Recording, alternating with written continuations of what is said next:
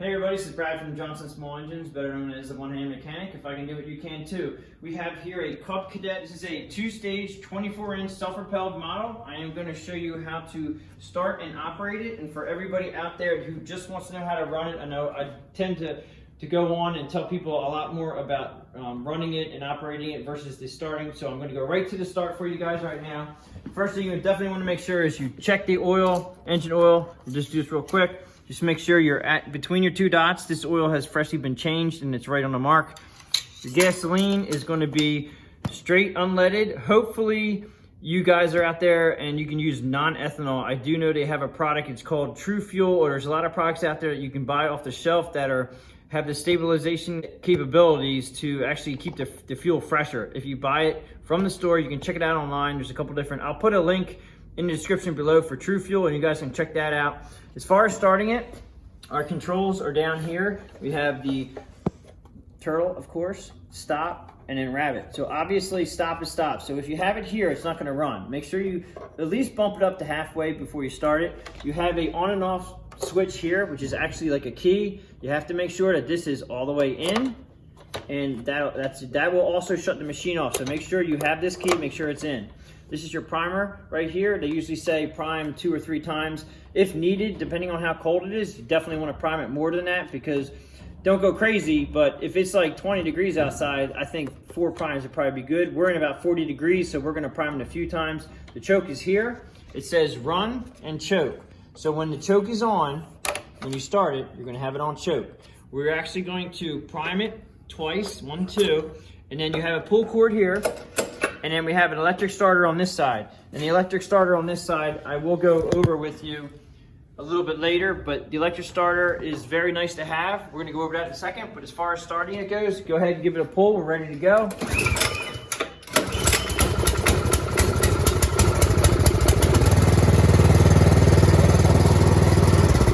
Okay, so it took 2 pulls, but don't be discouraged.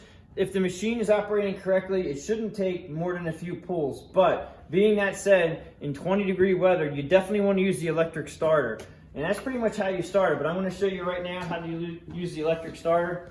You want to make sure that you do not go over an extension cord that is at least 10 feet. If you go over 10 feet on your extension cord, you can draw a lot of amperage through it, which drops the amperage to the starter. And this is the electric starter here. And if you drop the amperage with a real long extension cord, you can burn this up if you push this button too long. I would suggest no more than about a 5-second push. This thing should fire up really, really quickly. If your machine is operating correctly, you shouldn't have to keep this on too long. I suggest that if you just look at this cord here on the starter, okay, this cord here should be really close to your extension cord. So just remember that is a rule of thumb is the cord that you use to run the electric starter should be about the thickness of the cord that is on the electric starter, and that'll keep everything happy. No more than 10 feet, and you should be good to go. Now, I'm gonna plug this in, and we're gonna plug it directly into our house current outlet, and then we're gonna show you how to start it that way too.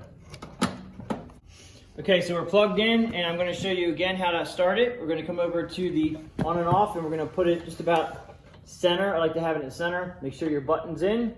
Choke is on. We probably do not need the choke or the primer because we're inside and it already ran once. So I'll push it once, and then you just come around and hit your starter until it starts.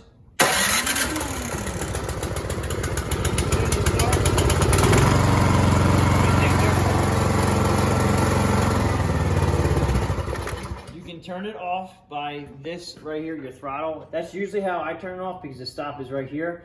If you need to, you can also pull this out. I do recommend if you can drill a hole through that and put a string to it so you can hang it on your machine so it doesn't actually fall out and you lose it in the snow if it ever does pop out. Okay, so we're at the controls.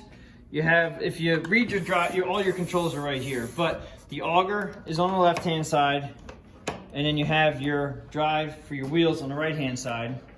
And then you have your forward and reverse speeds here. And then this is for your tilt forward, and you have to push the button in on the handle here. Tilt forward for the shoot, and your left and right, left and right. And now when you let go of the trigger, it actually locks it in. So pull in trigger, left, lock it in, pull in trigger, wherever you want to be at, it'll it'll lock it in, but you have to pull the trigger in first, and then you're up and down on your exhaust on how high and how far it'll shoot. Okay, coming back to these controls here.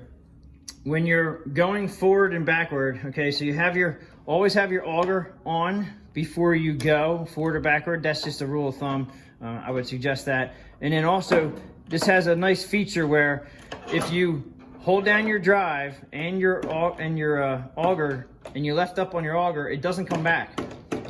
And I'm pretty sure that is so you can use these handles without having to, have both hands off. You have one hand off to use your controls, and that's why they lock it in. But also, in my thoughts is that you don't really want to let go of your auger handle until all the snow is out. Once all the snow is out, then you're not going to have a tension, or you could have a possibility of getting a clog.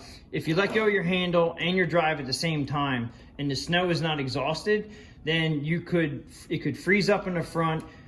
Just a rule of thumb, you may just want to keep the handle down as long as you can. I try to have the handle down all the time when I'm running the machine, unless you got somebody running in front of you or something like that. You don't want to hit them with the snow. But obviously, the longer it runs with the augers, the better opportunity for all the snow to get out. So that's just a rule of thumb. Try to keep it down, and then you can always leave up on your handles and go moving from forward to reverse, just like that. So it locks in when you have both down, and then your one will not come back up. Now, obviously, if you just want to stop real quick, let them both up and they both come up.